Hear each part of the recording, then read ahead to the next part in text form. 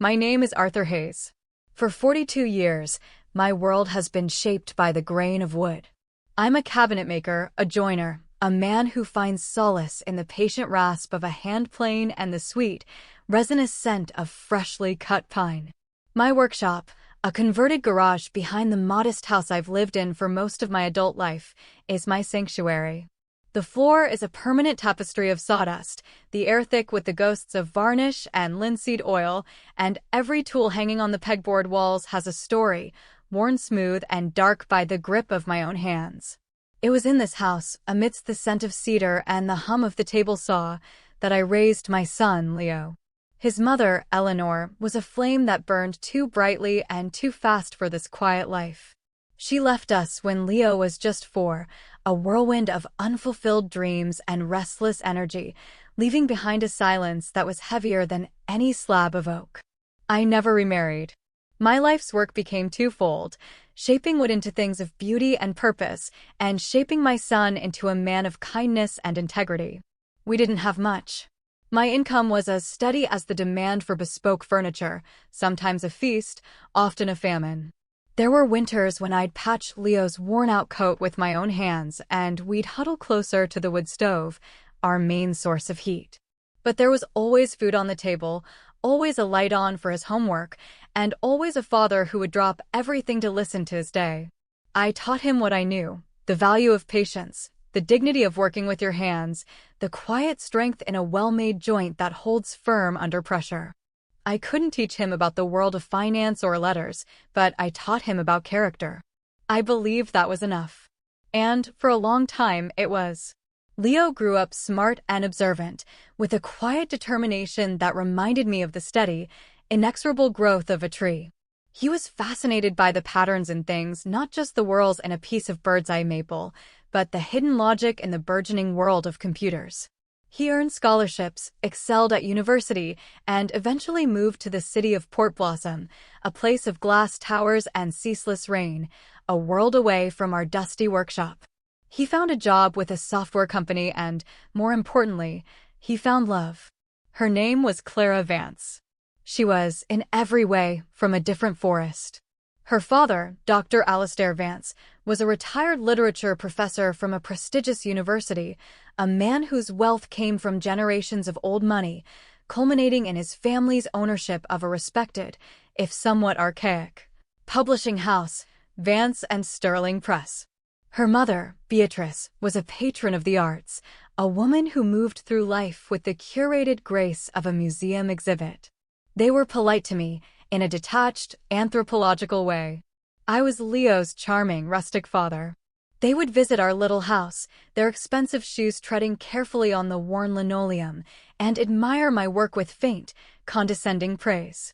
How wonderfully tangible, Dr. Vance once remarked, holding a hand-carved box as if it were a curious artifact from a forgotten tribe. I never felt at ease with them, but I held my tongue for Leo's sake. He loved Clara, and she seemed to make him happy. That was all that mattered. When he told me they were getting married, my heart swelled with a pride so vast it felt like it could split my chest open. My boy, my Leo, had built a life for himself. My work was done. The day of the wedding arrived on a crisp autumn afternoon. The ceremony was held at the Athenaeum, a grand, marble-floored institution that felt more like a bank than a place for celebrating love. The air was cool and smelled of expensive perfume and lilies. I wore a new suit, a dark gray wool that felt stiff and foreign against my skin. It was the most expensive piece of clothing I'd ever owned, a gift from Leo, but I felt as out of place as a rough-sawn plank in a hall of mirrors. Guests floated by in a river of silk and cashmere, their conversations a low, confident murmur. I saw faces from academia, from the city's financial district, from the boards of charities and galleries. I nodded and smiled, my hands clasped behind my back, feeling the phantom weight of a familiar tool, a comfort that wasn't there. The reception was in an adjoining ballroom, a cavernous space with ceilings so high they seemed to gather shadows. Chandeliers dripped light onto tables laden with silver and crystal.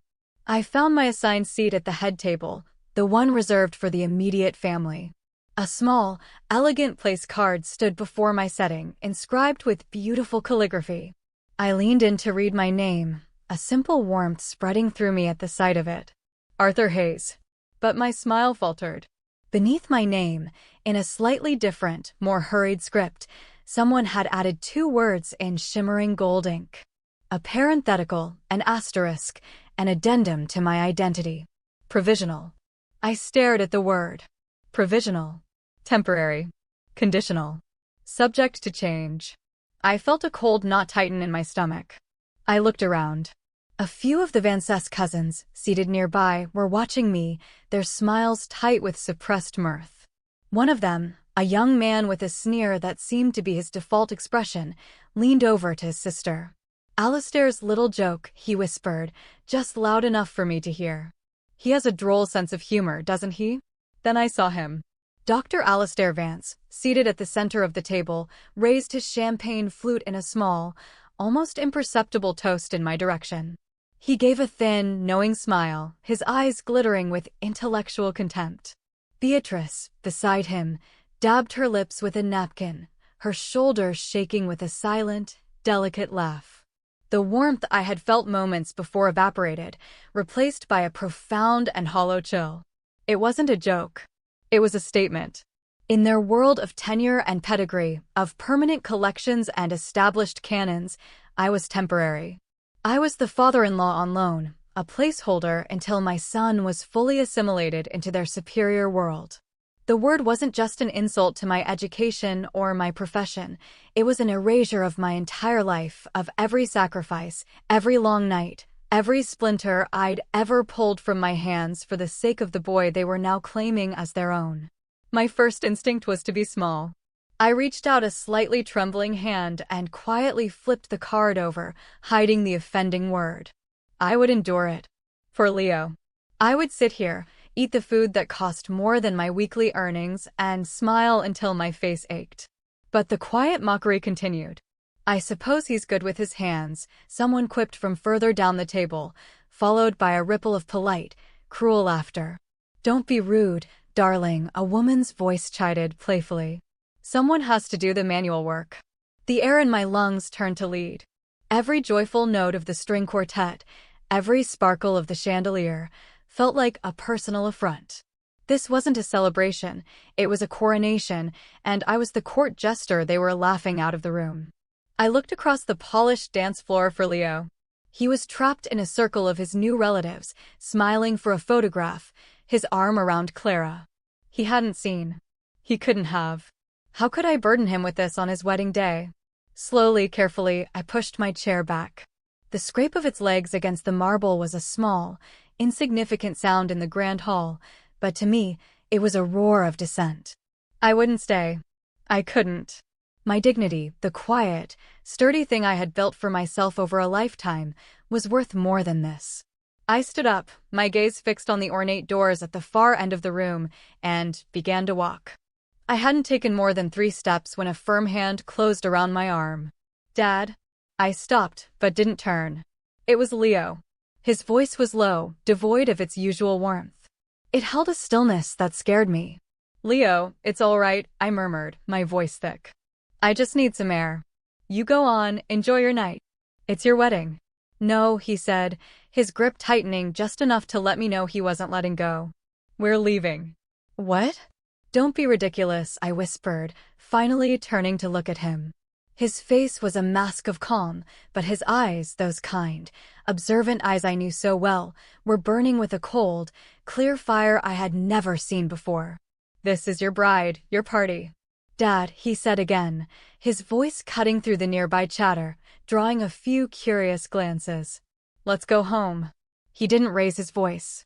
He didn't need to. The quiet finality in his tone was enough to make the music feel distant, the laughter hollow. He turned his head and his gaze swept over the head table, over Clara's confused expression, over her cousin's fading smiles, and settled on Dr. Alistair Vance. Leo said nothing to them. He offered no explanation. He simply looked at them, and in that look I saw the silent, devastating collapse of a bridge. Then he turned back to me, placed a steadying hand on my back, and walked with me towards the exit, leaving behind a ballroom filled with crystal, flowers, and a stunned, ringing silence. The drive back to my little house was steeped in a heavy quiet. The lights of Port Blossom blurred into streaks of neon and gold through the car window, a city that felt more alien than ever. Leo drove with a focused intensity, his hands gripping the steering wheel, his jaw set. I watched his profile, the clean line of his chin, the tension in his brow, and my heart ached. The hurt I felt for myself was a dull, manageable throb, but the pain I felt for him, for the ruin of what was meant to be the happiest day of his life, was a sharp, piercing agony. We didn't speak until we were standing in the familiar quiet of my living room, the scent of sawdust and old books a comforting balm. The house felt small and safe after the cold grandeur of the Athenaeum. I moved to the kitchen to put the kettle on, my movement slow, my mind a tangle of regret and confusion. I saw the card, Dad. Leo's voice came from behind me, sharp and clear in the stillness. I froze, my hand hovering over the tap. You did.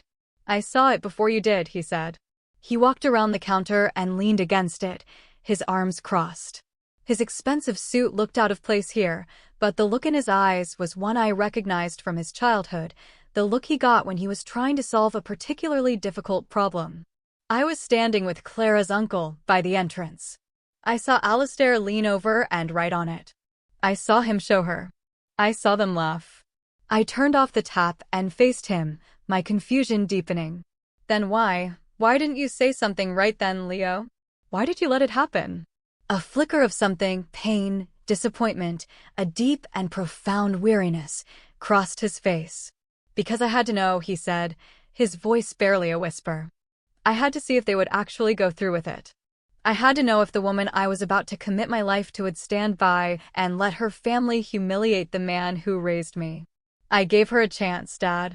I watched her, waiting for her to walk over there and tear up that card. Or at the very least, not to laugh. He paused, and the silence was damning. She laughed. My own hurt suddenly felt insignificant. This was a betrayal that cut far deeper. He wasn't just defending me, he was mourning the person he thought he was marrying. Leo, son, I'm so sorry, I began, but he held up a hand. It's not your fault. It's mine. For believing they could see past the surface. He reached into the inner pocket of his suit jacket and pulled out his phone. He tapped the screen a few times and then handed it to me. I had a suspicion this might happen. Not the card specifically, but something like it. I've been seeing the little signs for months.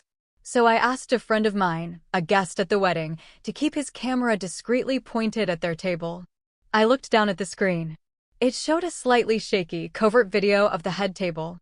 I saw it all with sickening clarity. Alistair Vance, a gold pen in his hand, leaning over my place card with a conspiratorial smirk. I saw him pass it to Beatrice, who stifled a giggle behind her perfectly manicured hand. And then I saw Clara.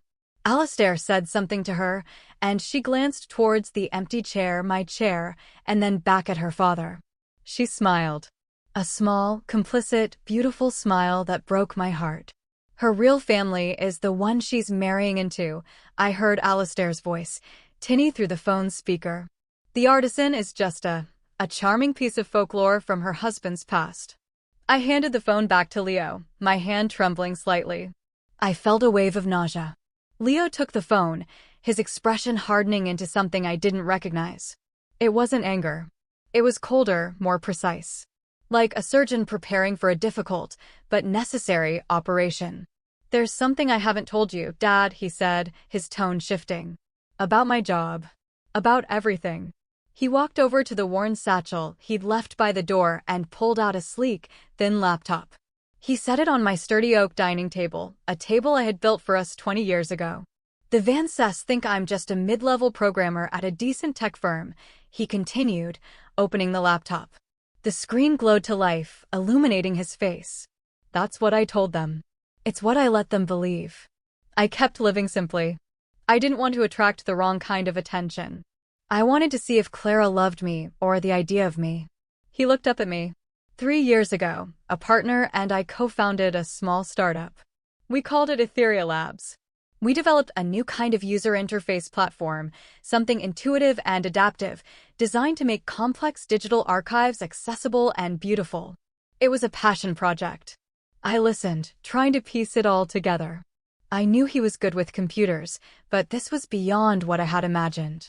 It turned out, he said with a wry, humorless smile, that our little passion project was the exact thing that old, struggling institutions needed to survive the digital transition. Museums, libraries, university archives.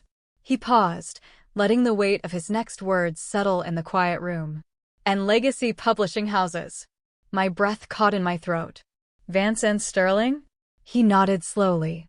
For the last year, their board has been in quiet talks to license our platform. They're bleeding money, Dad. Their model is dying. Without a modern digital presence, they'll be bankrupt within 5 years. They saw our technology as their only lifeline. They've been courting Etheria, trying to get a deal, offering equity, board seats, everything. What they never bothered to find out, what Alistair in his academic snobbery never thought to investigate, was who was behind the company they were so desperate to partner with. He turned the laptop screen towards me. It showed a series of complex documents, contracts, financial statements, ownership agreements. They think they're negotiating with a faceless corporation, Leo said, his voice dropping to a low, intense pitch. They have no idea they've been trying to get into business with me. And while they were whining and dining my business partner, I was doing something else. Through a holding company, I was quietly buying up their debt. I was acquiring shares from disillusioned junior partners who saw the writing on the wall. I stared at the screen, at the columns of numbers and legal jargon that I didn't understand, but the meaning was terrifyingly clear. Leo, what have you done? He finally looked at me, and the cold fire in his eyes was back. They wanted to erase you, Dad. They wanted to write you out of my story and absorb me into theirs. They thought they were getting a son-in-law they could mold, whose rustic past they could gently mock and forget. He closed the laptop with a soft, final click. Tomorrow morning, Alistair Vance has a 9 a.m. meeting with the CEO of Etheria Labs to finalize the partnership that will save his family's legacy. He's going to get the shock of his life. He wasn't my little boy anymore. He was a man, forged not just by my patient love, but by the world's casual cruelty. And he had learned to build things far more complex and dangerous than a simple dovetail joint. The next morning, the air was heavy with unspoken words. I had barely slept, my mind replaying the scene at the wedding, the coldness in Alistair's eyes, the complicit smile on Clara's face. I felt a deep, weary sadness, a grief for the simple future I had imagined for my son. Revenge felt like a hollow prize. Leo was already up when I came into the kitchen, dressed not in a celebratory suit, but in a simple dark sweater and trousers. He looked calm, centered, like a craftsman surveying his materials before a complex build. He was drinking a cup of coffee, staring out the window at the gray, damp morning. "You don't have to do this, you know," I said quietly, pouring myself a cup. My hand was steady today. "We can just walk away. Let them fade into their own irrelevance." He turned from the window, his expression gentle. "This isn't about punishment, Dad. Not really. It's about boundaries. It's about defining what's acceptable. What you taught me, all those years in the workshop, it wasn't just about wood. It was about respecting the material, understanding its nature, not forcing it to be something it's not. They don't respect anything but their own reflection." He paused, taking a sip of coffee. "Vance and Sterling publishes some wonderful authors. Their backlist has real cultural value. I'm not going to let that turn to dust because of one man's arrogance. I'm not destroying it. I'm saving it. From him." He asked if I would come with him. Not to the meeting itself, but to be there. I hesitated, the thought of facing that family again making my stomach clench. But then I looked at my son, at the quiet resolve in his stance, and I knew I had to. This wasn't his battle alone. It was born from their disrespect of me, of us, of the life we had built together. I owed it to him to stand by his side. We drove into the city.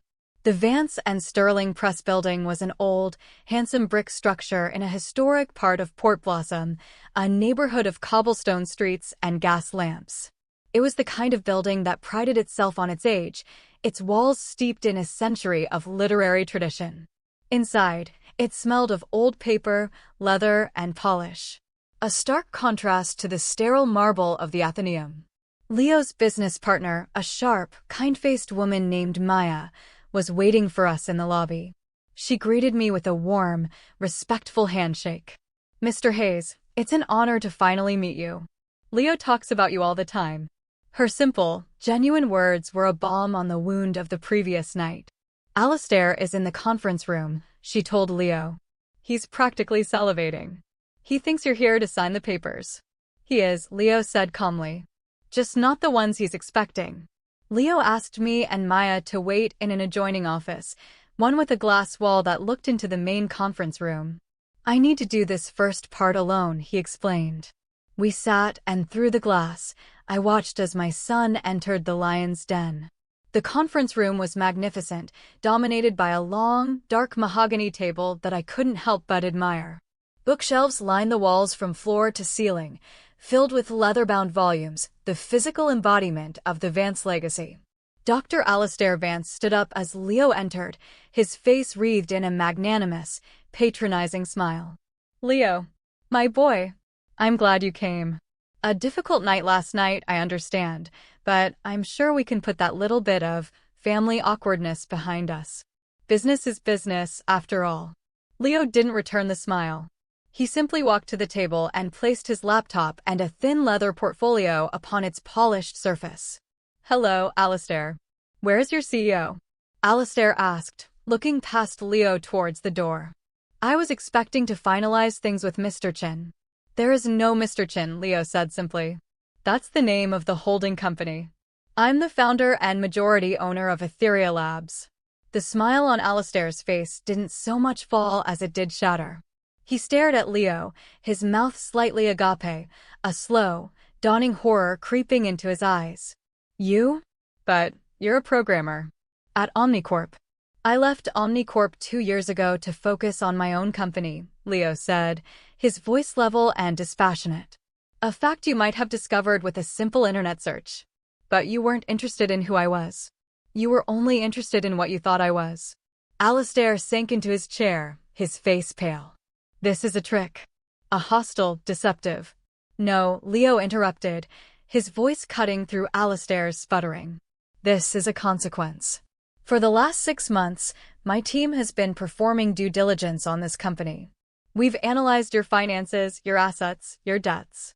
He opened his portfolio. "And while you were planning my wedding, I was acquiring that debt. I now hold a controlling interest in Vance and Sterling Press. Not through a partnership. Through an acquisition. The papers you're about to sign aren't for a licensing deal. They're to finalize the transfer of ownership." He pushed a document across the table. "Effective immediately, your position and the positions of all members of the Vance family are terminated." Alistair stared at the paper as if it were a snake. He looked up, his face a mask of apoplectic rage and disbelief. "You can't do this. This is my family's legacy. My grandfather built this press. And you were running it into the ground with your pride and your refusal to adapt," Leo countered, his voice still unnervingly calm. "You mocked my father. You called him provisional. You dismissed his life's work as folklore. You judged his worth by the calluses on his hands and the lack of a degree on his wall. Let me tell you about his work, Alistair. He builds things that last. Things of integrity and strength. He taught me that the quality of a thing is determined by what's on the inside, by the care of its construction. It's a lesson you never learned." At that moment, Leo glanced towards the glass wall and nodded to us. Maya stood up and opened the door. I walked in behind her, my heart pounding, but my head held high. I stood beside my son, my hand resting on his shoulder. Alistair's gaze fell on me, and for the first time, I saw not contempt, but a flicker of fear. The provisional father, the artisan, was standing here at the dismantling of his world. I looked at the mahogany table, at its deep, rich glow. "That's a beautiful piece of work," I said, my voice quiet but clear in the tense room. "But a table is just wood, Dr. Vance. A company is just a name on a building. Legacy isn't something you inherit. It's something you build every day with respect and decency." It's a shame you let yours rot from the inside out. Alistair Vance had no reply. He just sat there, a man entombed in his own obsolete history, while my son, the boy I raised, quietly and methodically saved it from him. In the weeks that followed, a quiet transformation began. The story of the Vance and Sterling takeover became a minor legend in Port Blossom's business circles, a cautionary tale about hubris. Leo, however, ensured it was never framed as a vengeful conquest. His public statements were all about preserving a cultural institution and guiding it into a new era. He was lauded as a visionary, a young innovator with an old soul. He and Maya worked tirelessly, not to erase the press's history, but to honor it. They reached out to the authors, reassuring them. They invested in the staff. They began the delicate work of weaving Etherea's technology into the fabric of the old press, creating a stunning new digital archive that brought a century of literature to life. I spent more time in the city, not in boardrooms, but in the press's dusty, forgotten corners. Leo had asked me to consult on the restoration of the building itself, the old shelves, the worn furniture, the creaking floors. It was work I understood.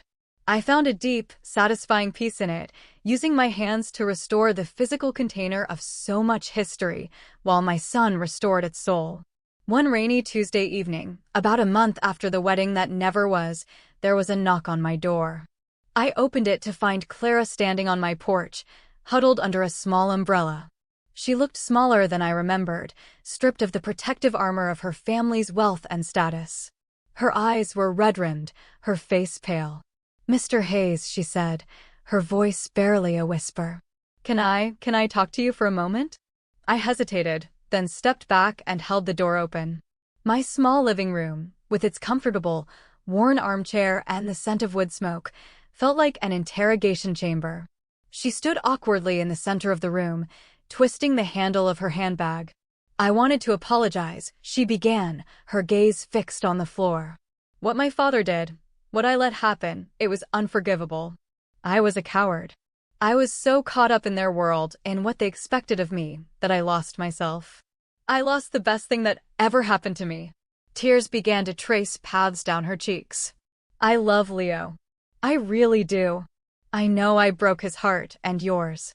I hope that someday you can both forgive me." I listened to her and I felt not anger, but a profound and gentle sorrow. I saw a young woman who had been raised like a prize rose in a hothouse, beautiful and delicate, but without the strength to survive a single storm. "Clara," I said softly, and she finally looked at me. "Regret is about wishing for a different outcome. You're standing here now because you regret losing Leo and the life you had with him. That's understandable." I paused, choosing my next words as carefully as I would select a piece of wood. "But remorse is different. Remorse is about wishing you had been a different person. It's about looking at your own actions and feeling the pain of knowing you were capable of that weakness, that cruelty. Regret is about the consequences. Remorse is about the character." I let the silence sit for a moment. "I think you are feeling a great deal of regret right now. I hope, for your own sake, that one day you find your way to remorse. That's where healing begins." She stared at me, her tears slowing, a flicker of true understanding in her eyes. She didn't offer any more defenses. She just nodded, a small, broken gesture. "Is he happy?" she asked quietly. "He's working hard," I answered truthfully. "He's building something good. I think he's finding his way." She nodded again, turned, and walked out of my house, closing the door softly behind her, leaving me alone with the quiet ticking of the grandfather clock in the hall, a clock my own father had built. The following spring, a year after the wedding, Vance and Sterling Press held a relaunch event. It wasn't in a grand ballroom, but in their beautifully restored historical building. The air was filled with the scent of old books and new beginnings. Leo had invited authors, artists, librarians, and students from all walks of life. Towards the end of the evening, he took the small stage to say a few words. He spoke of legacy, of the bridge between tradition and innovation. He spoke of the importance of stories. "A lot of people have called what happened last year a takeover," he said, his eyes scanning the crowd and finding mine. But I've never seen it that way. I saw it as a continuation. My father is a craftsman. He's a cabinet maker. For my entire life, I watched him take raw, sometimes flawed, material and turn it into something strong, functional, and beautiful. He taught me that you don't discard something of value just because it's old or has a few scratches. You honor its nature, you restore its strength, and you give it a new purpose. He smiled, a genuine, warm smile that reached his eyes. That's what we're trying to do here. To honor the stories of the past while making room for the stories of the future. He then unveiled the press's first new publication under his leadership. It wasn't a dense academic text or a best-selling novel. It was a simple, elegant book of photography. The title was The Grain of a Life, Portraits of American Artisans. He opened the first copy and held it up. The first chapter was dedicated to a woodworker from a small town just outside of Port Blossom. The pages were filled with stunning, intimate photographs of my workshop, of my tools, of my hands, stained and scarred, holding a piece of half-finished work. And on the dedication page, in simple, clean type, were the words, "For my father, Arthur Hayes, the architect of my life." The applause in the room was a warm, rolling wave. But I barely heard it. My eyes were misty, and in my heart I felt the quiet, solid click of a perfectly fitted joint. There was no need for revenge. There was no victory to be savored. There was only this, a legacy not of wealth or status, but of love, integrity, and a respect so deep and true it could weather any storm. And I, the provisional father, felt the most permanent and profound sense of peace I had ever known.